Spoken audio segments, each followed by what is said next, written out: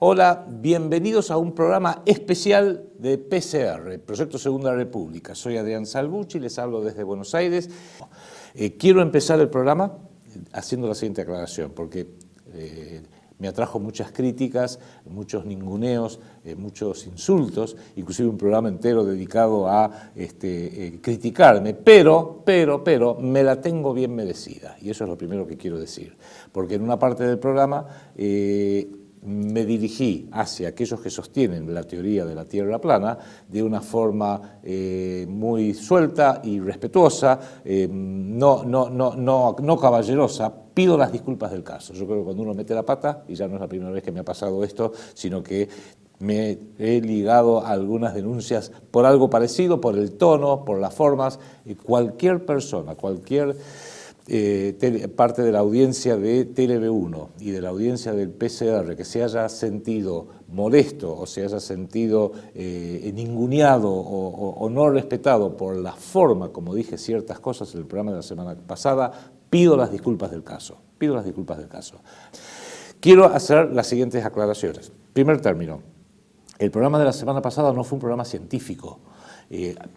Yo hablo de geopolítica, y en geopolítica no hay verdades absolutas. Hay teorías, y después puede haber opiniones. De la misma manera que si uno va a hablar de religión, lo van a ver la semana que viene cuando hablemos del Vaticano, específicamente del Vaticano, ahí hay dogmas, y los dogmas no se discuten, o se aceptan totalmente o se rechazan totalmente. De manera que ese es el ámbito de cuando uno habla de la religión. Pero cuando se habla de la ciencia, tiene que haber pruebas verificables, demostrables, repetibles para aseverar lo que uno dice. Por eso yo el programa de la semana pasada me basé sobre una teoría, una opinión geopolítica, y hablé de el terraplanismo, el así llamado terraplanismo, como una suerte de parte de la guerra psicológica que hoy lleva adelante el gran enemigo del mundo que nos quiere imponer un gobierno mundial. Lo hacen como una suerte de controlar la acción y la reacción. A lo sumo le preguntaría, y eso lo vamos a mencionar ahora en la última parte de este programa, ¿cuántos de quienes sostienen la teoría de la Tierra plana son científicos? Como para poder dar las pruebas, va a ser interesante verlo, de aquello que aseveran. Yo, vuelvo a insistir, hago geopolítica. Entonces, desde ese punto de vista, menciono que todo por lo que he podido ver, esta temática de la Tierra plana, del terraplanismo, tiene un origen en una región del mundo que yo sospecho, principalmente Inglaterra y Estados Unidos. Por lo que pude ver, esto se remonta a fines del siglo XVIII, cuando había ciertas teorías sostenidas por Samuel Shenton, en realidad Daniel Shenton y Samuel Shenton en el siglo XIX y siglo XX en Estados Unidos. El origen, también veo que fue un norteamericano, Samuel Birley Rowbotham, de Estados Unidos, que tenía mucho que ver con cierto enfoque religioso creacionista. También John Alexander Dowie, distintos personajes que, bueno, eran quienes mantenían esta teoría o la propusieron hace ya un siglo y medio, hasta 2 siglos inclusive, en las áreas que calificamos geográficamente como el entorno de Gran Bretaña y el entorno de Estados Unidos. Yo quizás tengo doblemente duda cuando veo una teoría que emana de esa zona, pero no importa, yo de todos modos debo respetar las ideas que tienen otras personas, por más que no las comparta. Veo que se hizo un video entero sobre este video de la semana pasada. No lo pude ver todo porque es muy extenso, 2 horas y media. El del canal Nur for Everyone, es un canal que se llama así, el señor Landucci, que también ha estado en esta casa, que veo que también va a participar en noviembre de este año de la International Flat Earth Society, donde hay una conferencia, la Flat Earth International Conference, en noviembre de este año en Dallas, Texas. Y él es uno de los exponentes, aparentemente, junto con otras personas que son representados por canales o sitios en Internet con nombres como Other Enclosed World, Globebuster, en fin, distintos puntos de vista que hay ahí. Pero lo que yo quiero ir es a lo siguiente. De hecho, estas aclaraciones, dudo doblemente del terraplanismo, cuando considero que sus orígenes ideológicos, por así decirlo, porque no veo que sean científicos, pero ideológicos, provienen de justamente círculos de Gran Bretaña y círculos de Estados Unidos, que creo que son, junto con otras entidades y otros voceros, los que están promoviendo lo que a mi juicio es una guerra psicológica que se viene divulgando y propagando por todo el mundo para hacer valer una teoría. Sí, ellos son globalizadores, claramente, por supuesto, pero antes que alguno pudiera llegar a ir a una teoría o hacer investigaciones sobre lo que realmente pudo haber ocurrido en ciertas partes del mundo, proponen esta teoría de la Tierra plana. Pero vamos a ir al tema puntual, que es la razón de ser de este video. Yo voy a hacer 10 preguntas que me gustaría que los amigos terraplanistas me pudieran responder o desasnar a mí desde el punto de vista de ellos. No se tomen el trabajo de anotarlas porque las voy a poner con los detalles de este video. En primer término, desde el punto de vista teórico, científico del terraplanismo, ¿me pueden decir, uno, qué es la gravedad? Dos, ¿por qué tenemos noche y día? Tres, ¿cómo me explican las fases lunares? Cuatro, las mareas oceánicas, que a mi juicio son creadas por el tirón, por así decirlo, gravitatorio, tanto de la Luna como del Sol, en sus distintas posiciones relativas a la Tierra. 5. ¿Cómo explican las estaciones del año? Que son cada vez más pronunciadas a medida que uno se aleja del ecuador. 6. La bóveda estelar, la bóveda del firmamento estelar de noche, que se ve con un conjunto de estrellas al norte del Ecuador y con otro conjunto de estrellas totalmente distintas al sur del Ecuador. Y si llegamos, cuanto más nos alejamos del Ecuador y nos acercamos, sea al Polo Norte o al Polo Sur, esas diferencias se hacen cada vez más notables. Una explicación de eso, por favor. 7. ¿Cómo explican lo que se llama el efecto Coriolis? Me explico.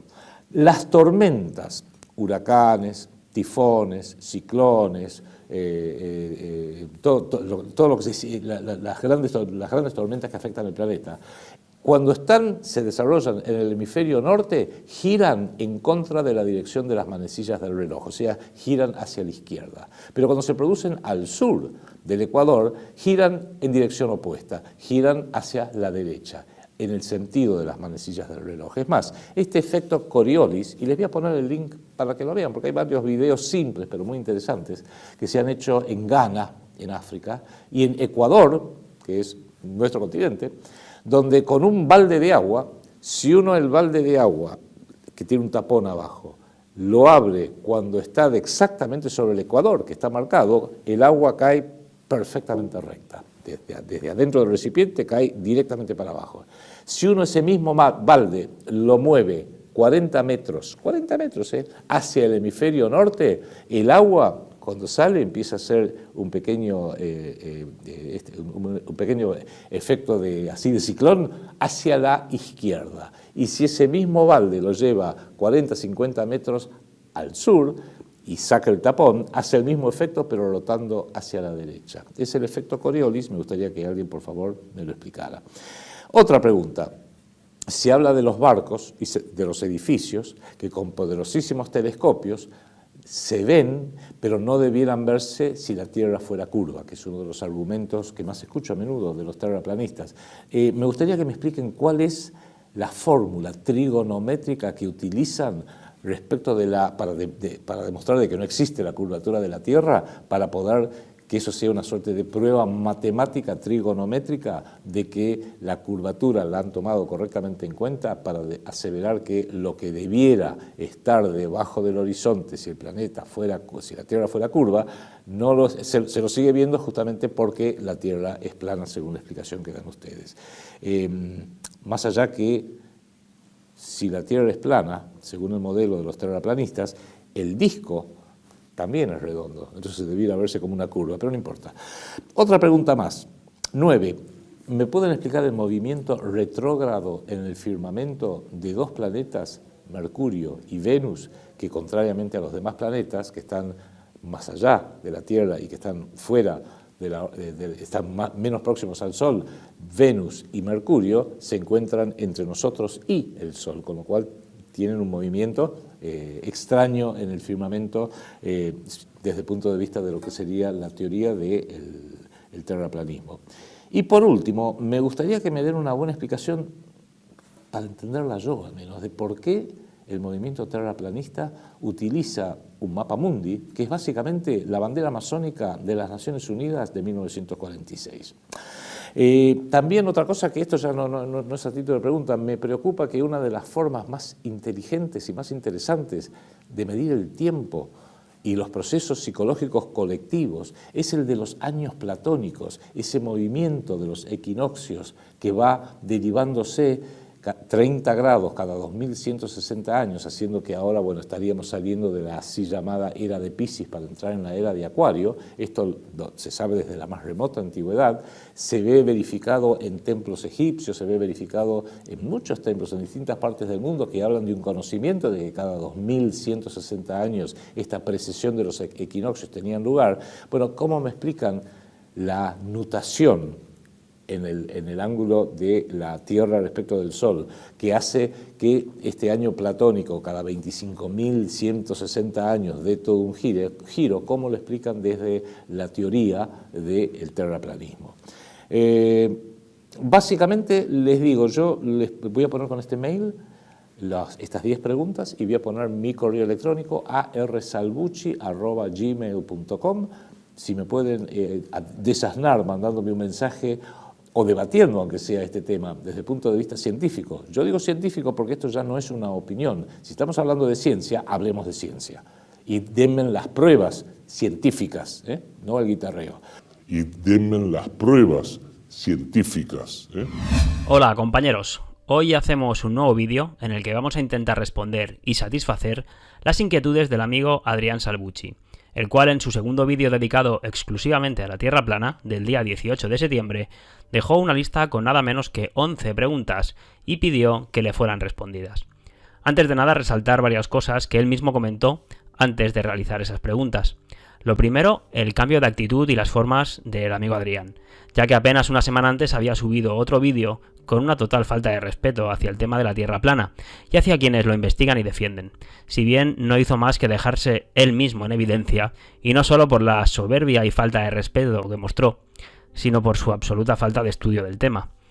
Lo segundo a resaltar es cuando dice que en la ciencia debe haber pruebas empíricas, verificables y repetibles. Bien, pues aquí mostraremos varias de ellas. Ojalá la ciencia oficial pudiera mostrar tan solo una respecto a su modelo astronómico. Y déjame destacar aquí al físico y matemático Wolfgang Schmidt, geocentrista, cuando nos explica que Einstein cambió las ecuaciones de la mecánica clásica para intentar salvar el experimento de Michelson-Morley, el cual dio como resultado que la Tierra no se movía. Así que Einstein presentó su teoría de la relatividad especial, cambiando esas ecuaciones de la mecánica clásica y además asumiendo que la Tierra sí que se movía y que la velocidad de la luz era constante, algo que, por cierto, contradice el experimento de Sagnac. En fin, si profundizas un poco más en el tema, verás todas las inconsistencias y manipulaciones que han ido urdiendo e inventando en el tiempo para salvar su modelo heliocéntrico. Lo tercero, cuando viene a preguntar cuántos científicos hay entre los terraplanistas. Pues muchos más de los que te piensas, Adrián. No diremos aquí nombres porque no tenemos la autorización de muchos de ellos, pero encontramos a ingenieros civiles, de telecomunicaciones, técnicos, geodimensores, informáticos, arquitectos, químicos, físicos, profesores y también de otros ámbitos de la ciencia como la medicina, contadores, matemáticos, economistas, etcétera, etcétera. Por cierto, que científicos somos todos los que nos cuestionamos las cosas, las observamos, analizamos, hacemos hipótesis, experimentamos y sacamos conclusiones. No hace falta tener una chapa para ello. Cuarto, cuando refiere al origen inglés a finales del siglo XVIII de la teoría de la Tierra plana, nombrando a Samuel Shelton, Rowbotham, etc., mostrando nuevamente un desconocimiento total, puesto que el origen de la que él llama teoría de la Tierra plana se remonta a los anales de la historia, ya que todas las civilizaciones así concebían el mundo donde vivimos, desde los griegos, mayas, aztecas, mapuches, egipcios, celtas, hebreos, hasta la propia Biblia. Y si quiere otro documento escrito, puede buscar el canto quinto del libro sagrado de los Vedas, el Bhagavatam, donde encontrará con total claridad la concepción de la Tierra plana, estacionaria y circular, que conocían los Vedas. Son los de la antigua India, Adrián, por si no los ubicas bien. Por cierto, ya que estás con eso, ¿por qué no te preguntas quiénes fundaron a la ciencia oficial de hoy en día?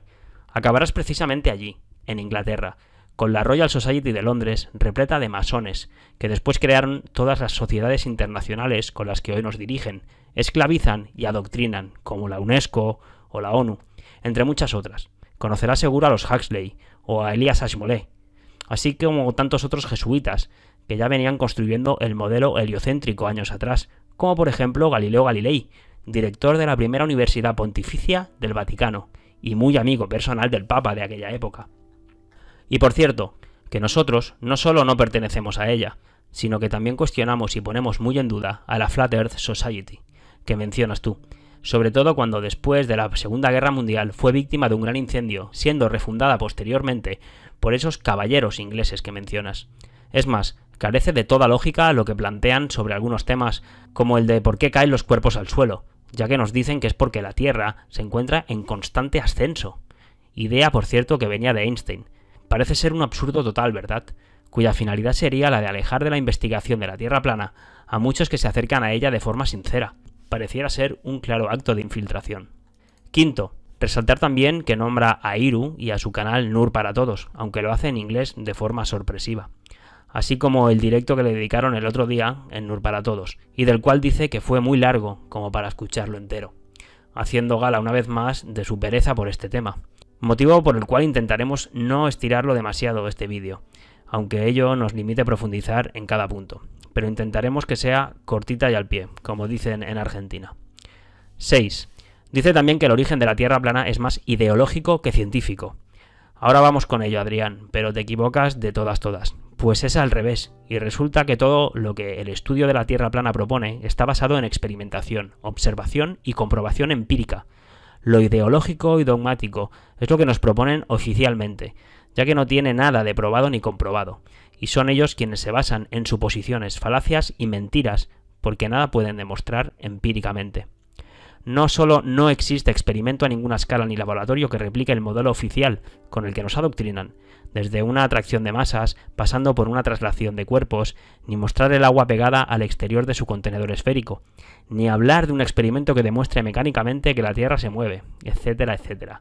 No tienen nada, solo fórmulas matemáticas llenas de conceptos, y a nuestras mentes adoctrinadas desde bien pequeños. 7. Dice Adrián que con la Tierra plana queda cerrada la posibilidad de que existan más tierras allá en la Antártida, como las que a lo mejor se descubrieron con las misiones del almirante Richard Byrd.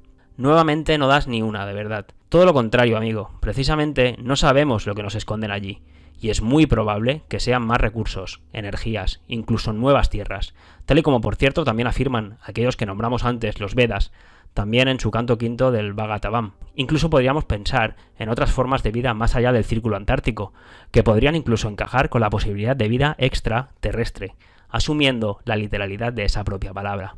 Precisamente los terraplanistas exigimos el libre acceso y circulación a la Antártida, por más que en ella haya condiciones adversas para el ser humano. Exigimos la libertad en mayúsculas de vivir y caminar por donde queramos en nuestra creación.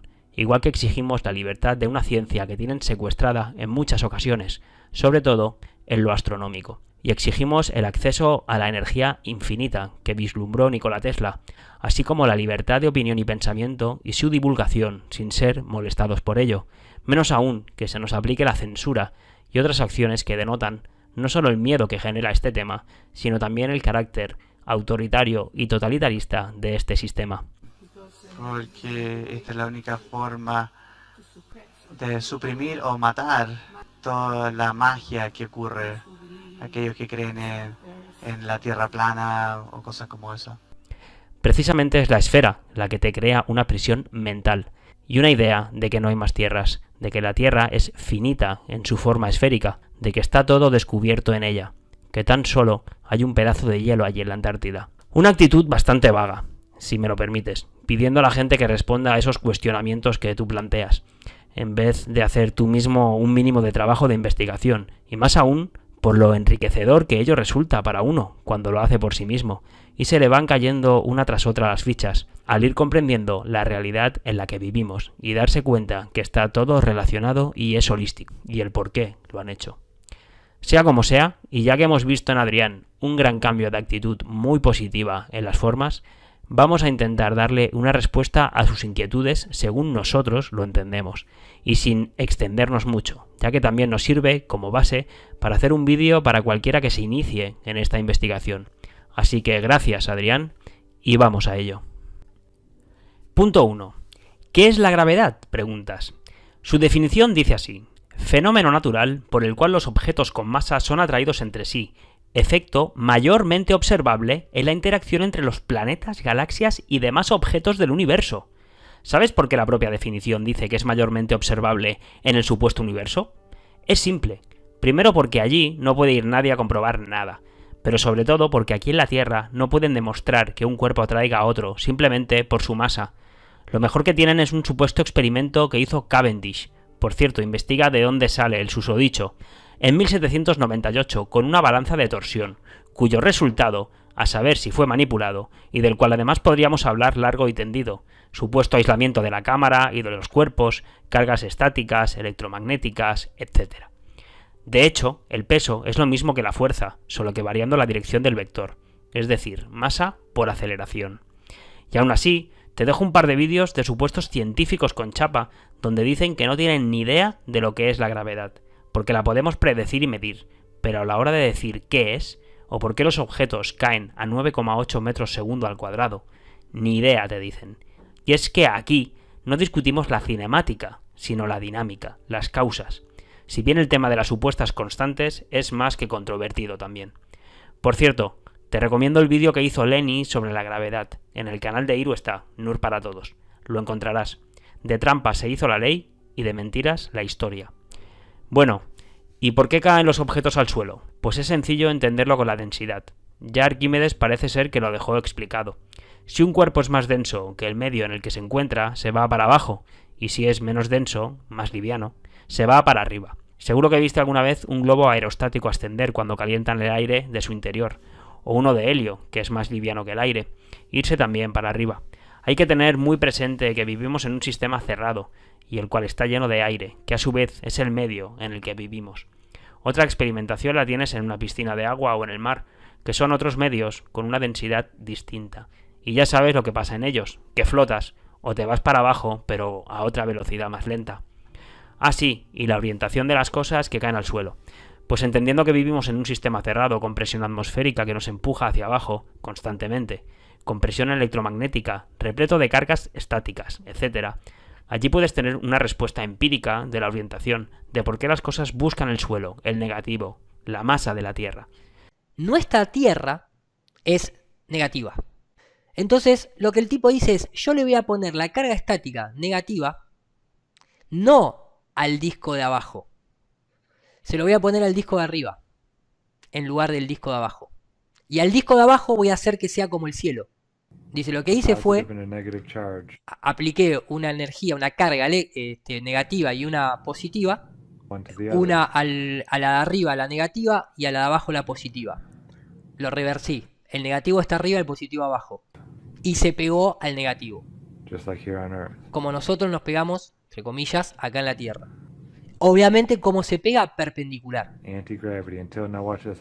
Dice, ahora lo voy a descargar. Y observen lo que hace el papel cuando descargo. Descargué, pum, cae.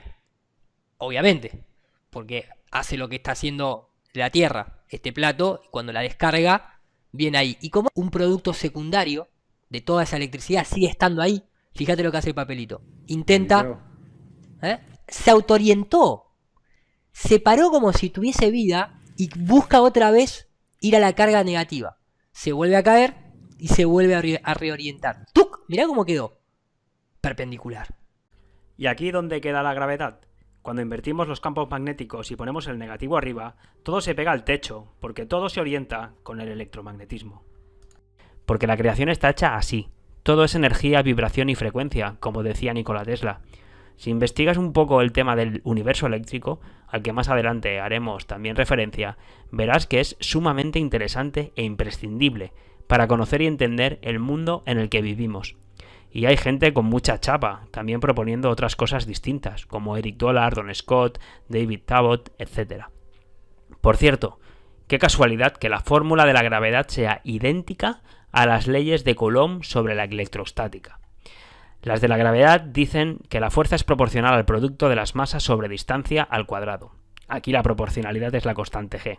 Y las de Coulomb dice que la fuerza es proporcional al producto de las cargas sobre la distancia de esas cargas. Y la proporcionalidad es el medio, la constante k del supuesto vacío. What is gravity? You have no idea. Okay, next question. Wow. No, here's the difference. We can describe gravity. We can say what it does to other things. We can measure it, predict with it. But when you start asking, like, what it is, I don't know. I hate to say this, but there's no such thing as the force of gravity. What? I wish I didn't know that. Sorry, say that again, Marcus. There's no such thing as the force of gravity. Well, explain that. Newton said that if an object falls, it's because there's a mysterious force called gravity pulling it down. But you know, Isaac Newton himself was not satisfied by that. Objects move because they're pushed, not pulled. So what is pushing this? Newton didn't know. So Newton simply threw his hands up and said, I don't know. So I'm going to invent something called gravitational pull. And said, I don't know. So I'm going to invent something called gravitational pull. We do know that Isaac Newton had access to certain mystical texts, certain texts of the Kabbalah. 2. ¿Cómo se produce la noche y el día en la Tierra plana? Preguntas. Esta es muy de kinder, Adrián? Me cuesta creer hasta que la plantees. Pues mira, porque el Sol ni es tan grande ni está tan lejos como nos lo han explicado. Resulta que es más pequeño y cercano, que a su vez es como lo percibimos. Así que ilumina la parte de la Tierra por la que está transitando. Seguro que sabes que la luz decae cuando atraviesa un medio. Eso quiere decir que va perdiendo potencia, más aún cuando se van alejando. Vamos, que con la luz encendida de la cocina no puedes iluminar tu habitación que quede al final del pasillo. ¿Y la noche? Pues la noche es la ausencia de luz del día, cae de maduro. Así que en la zona que el sol no está iluminando, pues queda oscura. Por cierto, que todo esto es replicable en un laboratorio, incluso a nivel electromagnético con una fuente de luz cercana que circunnavega la Tierra, a diferencia del modelo de ciencia ficción impuesto, que nada puede replicar. 3. ¿Cómo explicamos las fases lunares? Ahora vamos, pero antes, ¿tú sabes qué es la luna? Tú te crees lo que te dicen que es la luna, pero no lo sabes, ni tú ni nadie. Lo primero que llama la atención con la luna es que siempre veamos su misma cara, algo que, de nuevo, el electromagnetismo puede explicar cuando un cuerpo se ve afectado por dicha energía. Veamos un ejemplo rápido. Podría ser que la luna imita luz propia, que de hecho hay experimentos empíricos que muestran que su luz es fría. Si fuera el reflejo de la luz cálida del Sol, esa luz de la luna no podría enfriar. También hay vídeos al respecto. Podría ser que la luna fuera cóncava y va rotando sobre sí misma. Podría ser que veamos tan solo la posición aparente de ese objeto llamado luna, y el cual está más arriba, igual que podría estar ocurriendo con el Sol. Podría ser que el Sol cargue el material del que está hecha la luna. ¿Quién sabe? Aunque todo esto son hipótesis en base a modelos empíricos que sí podemos recrear aquí en la Tierra. Pero la verdad es que nadie podemos llegar a la luna y averiguarlo. No obstante, Adrián, me gustaría que te detuvieras por un momento a pensar y analizar lo que te propone el modelo oficial sobre la luna. De las fases lunares te dicen que son por el cambio de posición de la luna respecto a la Tierra. Pero es que además te dicen que por casualidad le vemos siempre la misma cara a la luna, porque tarda lo mismo en rotar sobre su propio eje que en hacer una traslación completa a la Tierra. Claro. Y además te dicen que esto pasa solo ahora, porque como la luna se está alejando de la Tierra, esto ni pasaba hace miles de años, ni pasará dentro de otros miles. Solo ahora. Qué casualidad. Ah, sí, y otra casualidad es que veamos al Sol y a la Luna del mismo tamaño.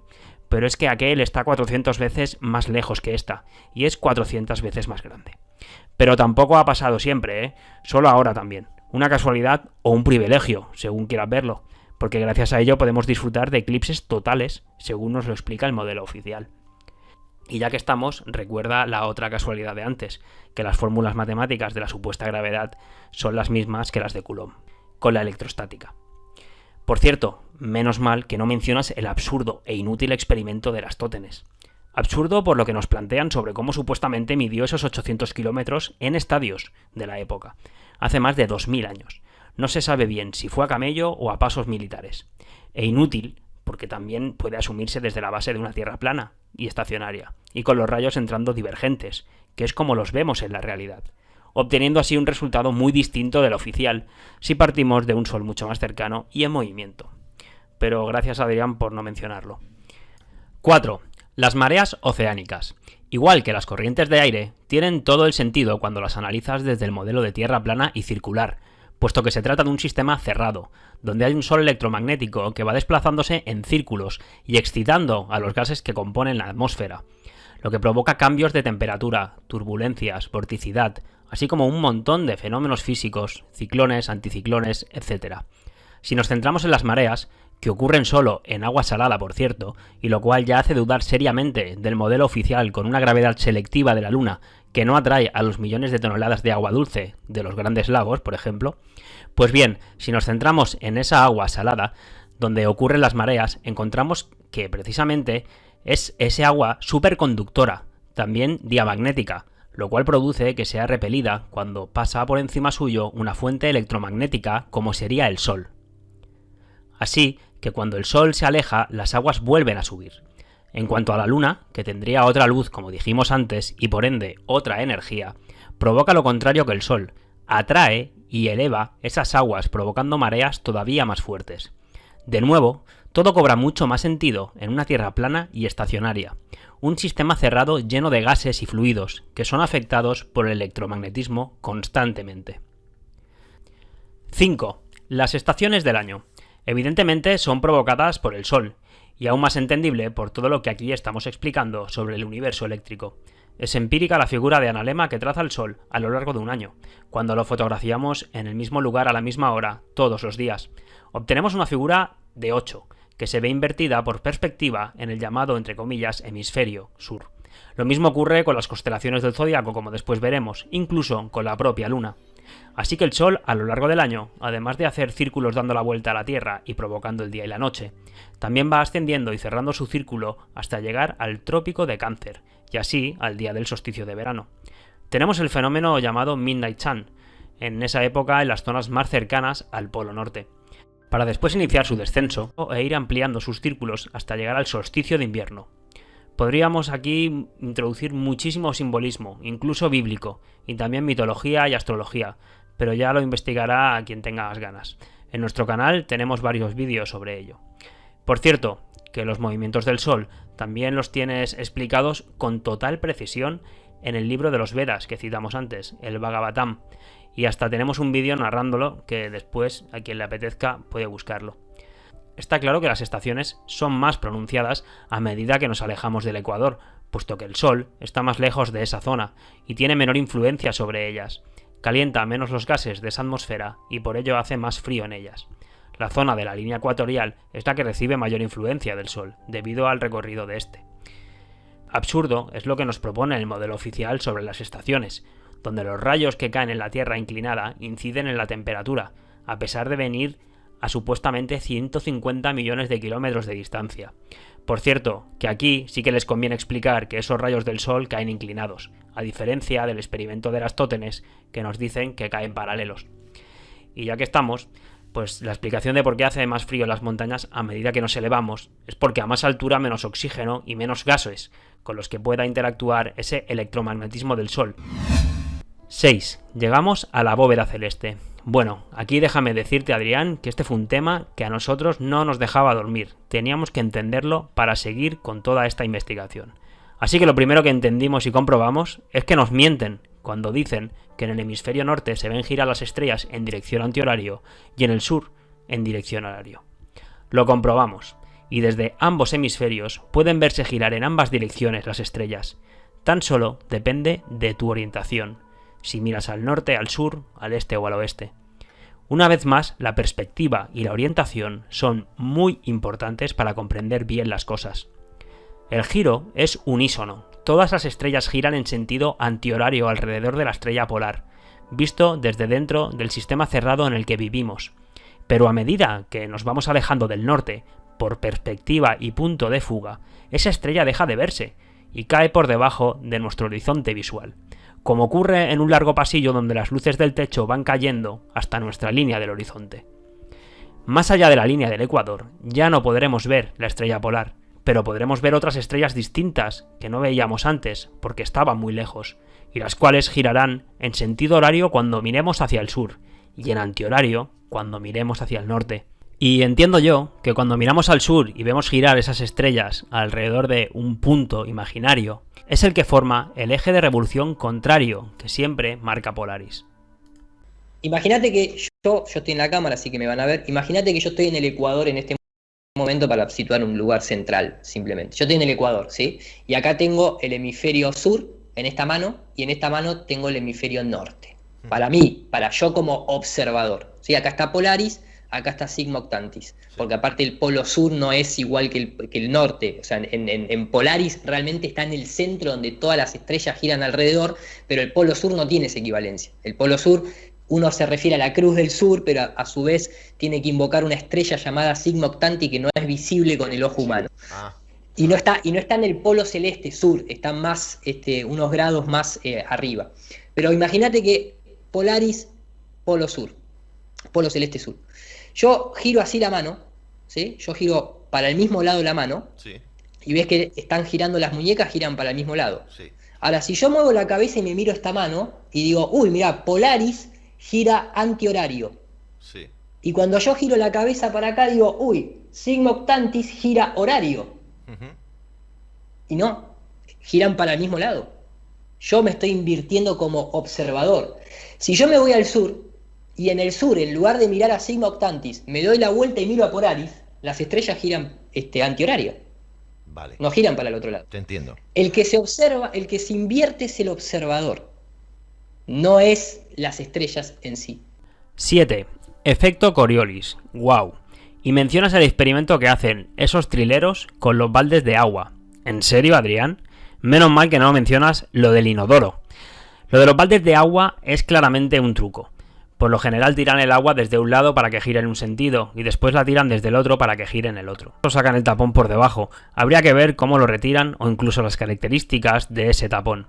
Sea como sea, es un truco para turistas, que hasta ellos mismos te reconocen en muchos otros vídeos. Incluso en este mismo, que tú indicas, dice la chica al final, minuto 2:27, que es tan solo un ejemplo didáctico para mostrarles a ustedes cómo ocurre en el mundo.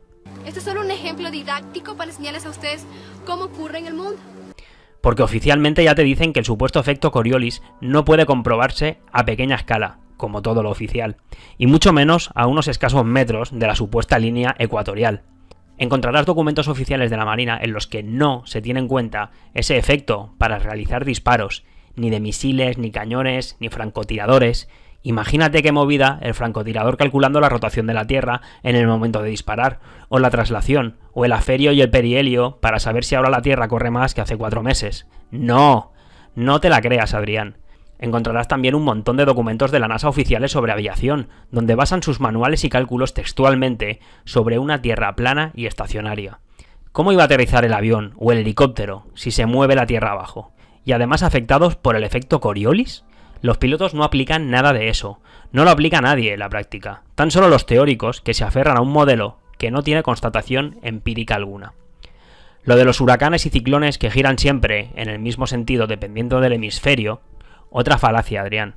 Hay ejemplos que lo contradicen, como el de Sunnyvale en 1998 en California, o el de Simla en 2015 en Colorado, o Big Spring en 2016 Texas, entre otros muchos. No obstante, podría ser que debido al sistema cerrado en el que vivimos, a las presiones atmosféricas y electromagnéticas que genera el Sol, se produzcan más corrientes en un sentido u en otro, estemos más allá de la línea ecuatorial o más en su interior, porque es precisamente por las proximidades de esa línea donde transcurre la fuente de luz electromagnética llamada Sol, como dijimos antes, y causante de tantos fenómenos. Además, un mismo movimiento puede causar 2 vórtices de giro opuestos. Para la formación de ciclones y anticiclones, además de lo anterior, oficialmente intervienen muchos otros factores, además del Coriolis, como por la temperatura, la presión, etc. Y por cierto, los experimentos de física vorticial los hacen sobre una superficie plana y no esférica, y dan los mismos resultados que en la realidad.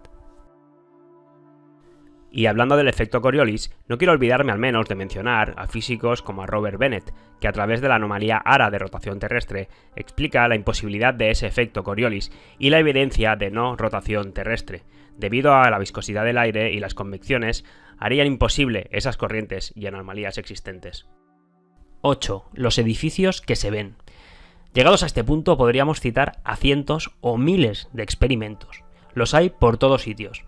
Y cada vez más, puesto que a diferencia de épocas pasadas en las que se implementó el gran engaño, ahora cada vez hay más tecnología y más gente con acceso a ella. Globos de helio, telescopios, cámaras con un potente zoom, etc. Y cualquiera puede observar y fotografiar objetos que quedan ocultos oficialmente por debajo de la curvatura terrestre. Destacar el caso emblemático del lago Michigan desde Chicago, 83 kilómetros de distancia, y puedes ver todo el skyline. El de Colonia a Buenos Aires, a 54 kilómetros, el Canigó desde Marsella, o el caso de la isla de Mallorca vista desde Barcelona, 200 kilómetros de distancia, fotografiados a tan solo 420 metros de altura, y deberían verse solo 65 metros, etcétera, etcétera. Todo esto se pone más interesante aún cuando le aplicamos filtros infrarrojos a la cámara, los cuales hacen que podamos ver todavía más allá de las primeras capas de la atmósfera, y nos encontramos con casos tan espectaculares como el que documentó recientemente el ingeniero del canal J. Tolan desde un avión a 10 kilómetros de altura. Logró grabar montañas a 800 kilómetros de distancia. Las fórmulas que se aplican tienen como base la trigonometría esférica, y parten todas ellas de las medidas oficiales de la Tierra que nos da la supuesta ciencia, en base a una esfera de 6.371 kilómetros de radio, 12.742 kilómetros de diámetro y unos 40.000 kilómetros de circunferencia. Y puedes aplicar desde Pitágoras, con la de hipotenusa al cuadrado es igual a cateto al cuadrado más cateto al cuadrado, las que nos dejó escritas el matemático hindú Bhaskara, o la que aplicó el ingeniero Brian Mullins con las fórmulas que incluían senos y cosenos. También tienes un montón de páginas en internet que ya incluyen esas medidas oficiales, como las de Astronaut, por ejemplo, así como otras que te lo calculan cuando introduces los datos, como la de Metabank ORG y tantas otras, que no son terraplanistas. Y después tú decides si aplicas el supuesto índice de refracción o no que te ofrecen, aunque ni así dan las cuentas oficiales. Y es que oficialmente ya nos dicen que esos objetos no deberían verse, que son fantasmas, espejismos, pero que se ven debido a la refracción atmosférica, así como otros factores que hacen no solo elevar la luz, cuando la realidad es que se frena al atravesar un medio, sino que además nos dicen que junto a la luz hacen elevar esos objetos quedando además rectos, alineados y perfectamente observables delante de nuestra visual. ¿Y por qué no nos creemos nada de eso? Primero porque, como ya dijimos, la luz se comporta al contrario de lo que dicen, puesto que decae al atravesar un medio, pero sobre todo porque no existe experimento científico en laboratorio a ninguna escala que lo replique ni compruebe. Todos los experimentos que nos muestran la refracción, la reflexión, la birrefracción, etc., los cuales no negamos puesto que son propiedades de la luz, son siempre replicados como una superficie plana, porque es imposible replicar lo que ellos pretenden hacernos creer, que los objetos ocultos por debajo de una esfera asciendan y se coloquen delante nuestro perfectamente rectos y alineados. Cuando ustedes ven este número, ellos lo que intentan decirnos es que si vemos objetos donde no deberían es porque la curvatura de la Tierra, es porque el radio de la Tierra se extiende más y entonces la superficie es más plana y por lo tanto los objetos aparecen más acá. Si no, se contrae. No, la Tierra está fija y mide siempre lo mismo y el suelo siempre es plano. Lo que sucede es que la luz, cuando atraviesa un medio, como vemos en pantalla, la propia NASA nos aconseja tener observaciones arriba de los 15-20 grados sobre el horizonte cuando hacemos observación astronómica, o podríamos decir a larga distancia también. ¿Por qué? Porque en ese gradiente todo se distorsiona por la resolución angular, la perspectiva, los cambios de temperatura en el aire, que son los gases que atraviesan la luz, etcétera, etcétera, etcétera. Lo hemos visto en un montón de videos. No es que los objetos desaparezcan por la curvatura de la Tierra, por lo tanto esto es una mentira. De hecho el propio Mike West debe admitirlo, tiene y lo admite. Bueno, esto de los tierraplanistas a mí me deprime, porque después de 2500 años que vengan otros... Es que mira, si tú vas al puerto, un barco que se aleja del puerto se va haciendo más chico a medida que se aleja. Obvio. Eso no estoy... Pero desaparece el casco. Y después desaparecen las velas. Al final, lo que veía es la banderita que va en la vela. ¿Por qué? Porque el agua va así. Entonces uno no ve el casco. Pero eso lo dijo Aristóteles en el siglo IV antes de Cristo. Dijo, los barcos alejándose del puerto, desaparece primero el casco y después las velas. Claro. Va cayendo así. Y si fuera una piscina plana, el barco se vería enterito, pero más chico, y se desaparecería completo el casco y las velas cuando está muy lejos. Mira, si tú vas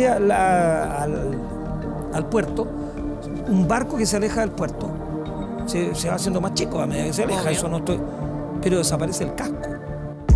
Y después desaparecen las velas. Al final, lo que veía es la banderita que va en la vela.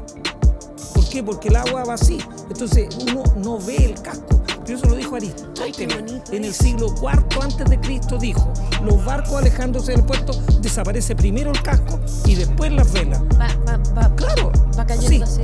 Y si fuera una piscina plana, el barco se vería enterito, pero más chico, y se desaparecería completo el casco y las velas cuando está muy lejos. Mira, si tú vas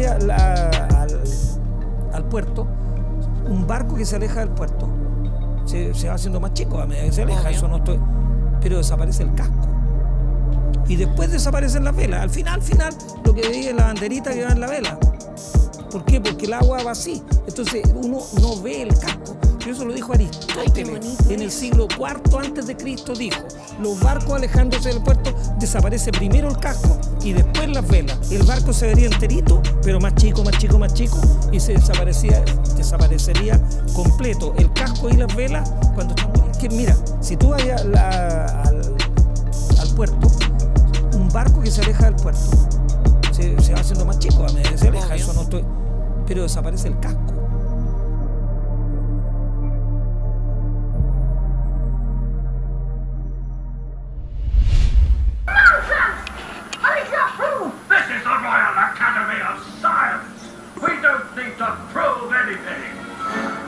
Por cierto, que si a veces en una fotografía o en la observación que hacemos se aprecia cierta circularidad, no debemos confundirlo con esfericidad.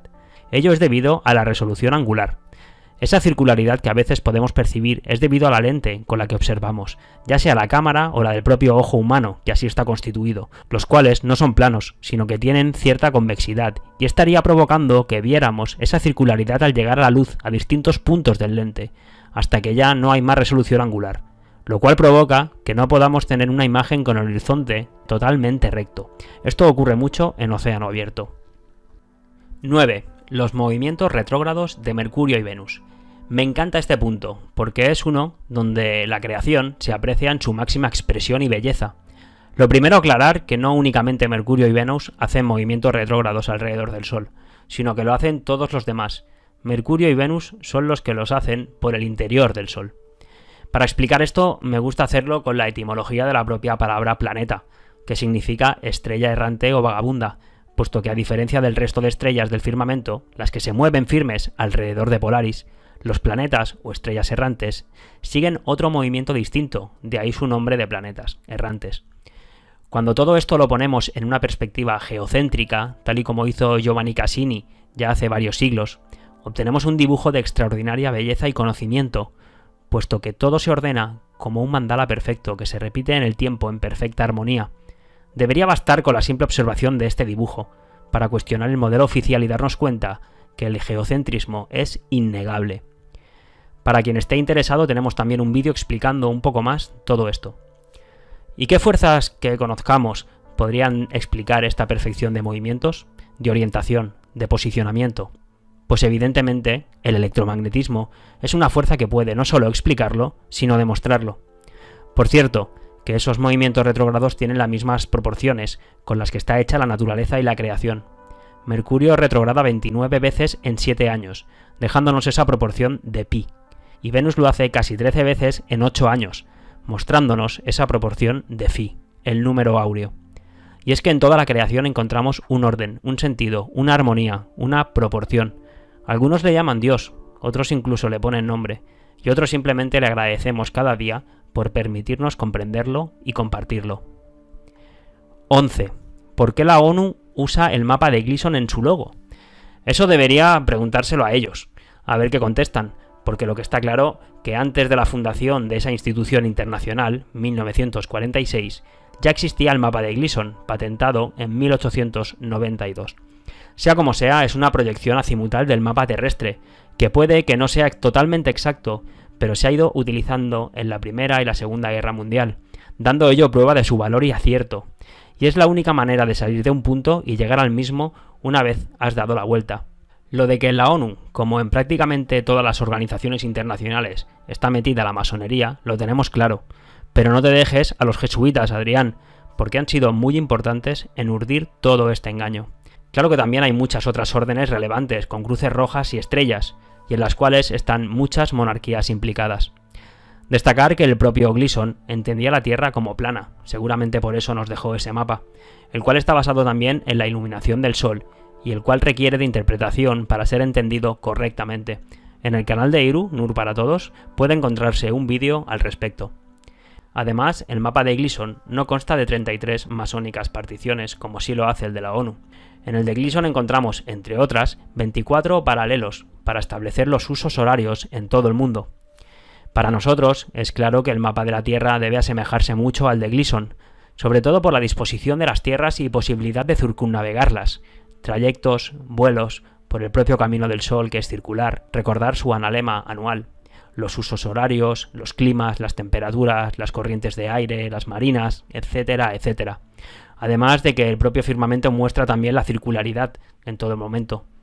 Y así lo habían entendido siempre todas las culturas antiguas que nos han dejado su cosmología plasmada, incluida, claro está, la védica, en ese precioso canto quinto del Bhagavatam, o incluso la propia Biblia, inclusive el libro de Enoch, del cual también tenemos un vídeo explicando sus 12 puertas en referencia claramente a las 12 constelaciones y el paso circular del Sol por cada una de ellas.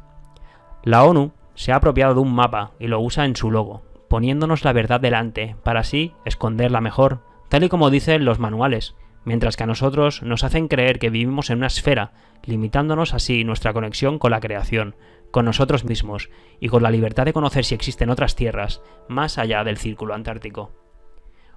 11 y ya acabamos. Preguntabas en el vídeo que cómo se puede medir el tiempo y el año platónico en una Tierra plana. Yo añadiría también circular y estacionaria. Me encanta, Adrián, de verdad. Te preguntas por el mecanismo de la creación, bajo el que todos vivimos y formamos parte. Yo también.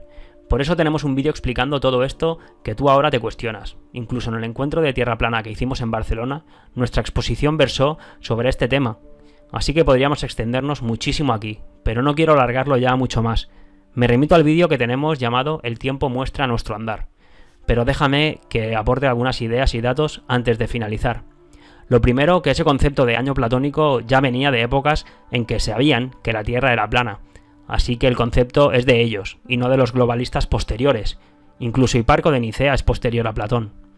Y evidentemente esos antiguos, así como todas las culturas ancestrales, que no eran tontos ni poco evolucionados, como nos intentan hacer creer, ya tenían una explicación basados en la observación y comprensión del cielo y la creación. Es importante mencionar lo que entendemos por tiempo, ya que para nosotros es básico y está muy relacionado con todo esto. El tiempo es la medición de movimientos, de unos movimientos que encontramos en el cielo, que se repiten siempre y que además son circulares. Así que podemos medir el tiempo con el Sol, que sería el reloj más cercano, y con el que medimos el día de 24 horas que tarda en volver a aparecer ante nosotros, aunque ese número no es exacto, y es en promedio anual. Antiguamente usaban las horas tempóreas. También tenemos a la Luna, como otro reloj que se repite, cuyas fases por cierto están directamente relacionadas con el Sol, y nos ayuda a sembrar, a recoger, incluso a saber cuándo se producirá el próximo eclipse, con el ciclo de Saros, conocido ya desde la antigüedad. No es la NASA la que nos predice, nos lo anuncia la Luna con sus ciclos sinódicos. Cada 223 hay 84 eclipses, y siempre se repiten, al menos desde los caldeos y babilónicos, aunque los mayas y vedas también lo sabían predecir. Y no porque fueran visionarios, aunque puede que también, sino porque esos movimientos y acontecimientos se repiten siempre. Todo esto ya nos debería hacer reflexionar de cómo puede ser que se repita de forma tan exacta en el modelo heliocéntrico oficial, lleno de movimientos de la Tierra, de la Luna, del Sol, de movimientos espaciales, de masas que se atraen, etc. Una locura total. El año lo medimos con el tiempo que tarda el Sol en completar su analema, su ciclo de ascenso y descenso, de solsticio a solsticio o de equinoccio a equinoccio. Y para medir un tiempo aún mayor es cuando podemos usar el Sol respecto al fondo de pantalla, a esas estrellas del firmamento, en concreto las del zodiaco, ya que son por las que siempre circula el Sol en su trayecto. Por eso siempre han sido, son y serán tan importantes. Ese sería el mayor de los relojes de todos, el de la cuenta larga, el que nos marca y ubica dentro de una era, y al completar las 12 se completa el año platónico. Ahora lo explicamos brevemente, pero antes déjame indicarte, Adrián, que creo que confundes el movimiento de nutación oficial con el de precesión equinoccial también oficial. No son lo mismo. En el de precesión, supuestamente la esfera hace un bamboleo como de peonza sobre su eje, el cual dicen que tarda unos 25.900 años en completarse, y motivo por el cual dicen oficialmente que Polaris no ha sido siempre la estrella que ha marcado el norte, ya que va cambiando con los años. Es casualidad que la veamos a ella justo ahora en el centro. Si te esperas unos miles de años, estará otra, nos dicen. Es curioso que tengamos calendarios de hace miles de años, como el de Dendera, en Egipto, por ejemplo, en los que ya aparece la estrella polar en medio, la Osa Menor, mostrando claramente que siempre ha sido esta estrella la que ha estado justo en el centro del cielo, marcando además el norte. Con ella se han orientado siempre los marineros. También el libro de los Vedas, el Bhagavatam, y otros, dicen que la estrella polar siempre ha estado fija y es inamovible. Ellos la llamaban Dhruvaloka. Por cierto, que también hay construcciones megalíticas en la India, en China y otros lugares, orientadas a esta estrella, y al actual alineamiento del cielo en torno a ella. Dicho lo anterior, te intento explicar cómo entendemos el año platónico nosotros en una Tierra plana estacionaria y circular, que está relacionado con ese reloj mayor que comentábamos antes, y por ello necesitábamos observar la posición del Sol respecto a las estrellas de fondo. Así que hay que escoger un día para hacer esa observación, y para eso hay 4 días al año ideales, los 2 solsticios o los 2 equinoccios. Parece ser que se optó por el equinoccio de primavera, que por algo lleva ese nombre, pues debería ser la primera estación, la prima, y ese día es cuando la noche y el día tienen igual duración. Cada día podemos observar cómo el Sol se va retrasando dentro de cada constelación. De hecho, el Sol tarda 23 horas y 56 minutos en posicionarse en el mismo lugar que la noche anterior respecto a las estrellas. Así que al cabo de un mes se ha retrasado 30 grados prácticamente, que equivalen a una constelación. Por eso cada 30 días se cambia de signo zodiacal. Sobre todo está más claro en el zodiaco védico, que es más astronómico. Ya que para los Vedas, nuestro signo zodiacal viene dado por la constelación dentro de la cual se encuentra el Sol en el momento en el que nacemos. Así que al cabo de un año, el Sol ha pasado por esas 12 constelaciones del zodiaco, pero también ha sufrido un minúsculo retraso casi imperceptible, pero que cada 72 años da lugar al retraso de 1 grado observable, por ejemplo ese día del equinoccio de primavera, llamado también punto vernal o cero de Aries. Y ello nos lleva a que cada 2160 años se retrase 30 grados, observable también ese mismo día de equinoccio, lo que equivale a una constelación entera del zodiaco, y esa sería una era entera. Actualmente, en el día del equinoccio de primavera, el Sol se encuentra dentro de la constelación de Piscis, y así sucesivamente se van dando las 12 eras de 2160 años cada una, hasta completar el año platónico total de 25.920 años. Claro que en esta nuestra comprensión del año platónico entero, Polaris siempre está fija en el cielo, igual que nuestra Tierra estacionaria, y son el Sol y las demás estrellas quienes se mueven sobre nosotros en círculo. Siempre lo explicamos como una carrera de fondo, donde la más rápida son las estrellas del firmamento, y el Sol, la Luna y los planetas llevan otra velocidad más lenta y van cayendo en la constelación que viene por detrás.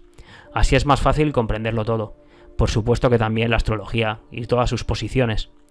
Claramente todas las culturas ancestrales tenían este conocimiento celeste del cielo y del tiempo.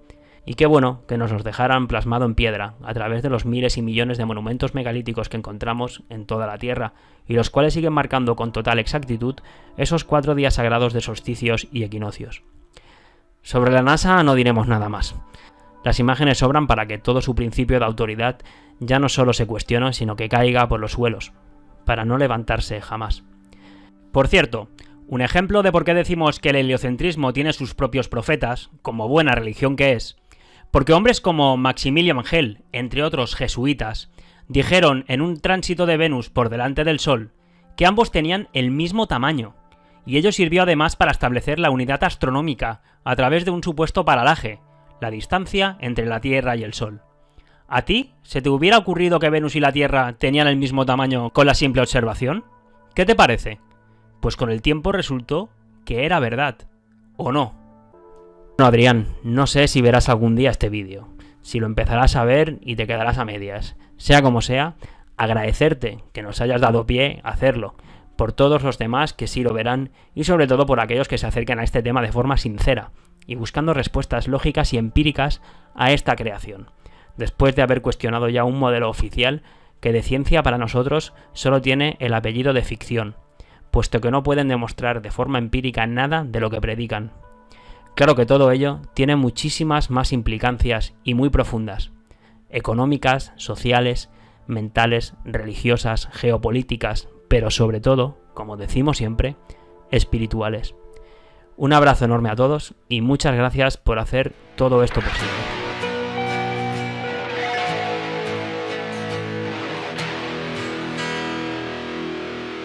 Voy a borrar